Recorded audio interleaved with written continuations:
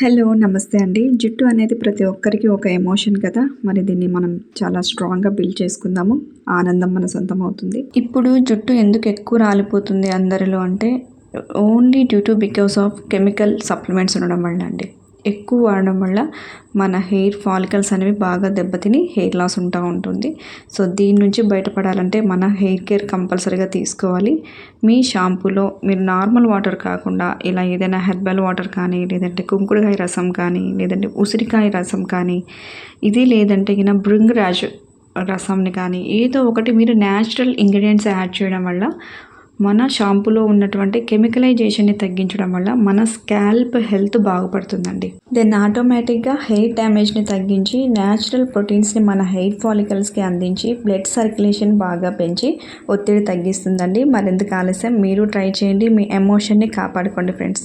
Thank you for watching. Take care.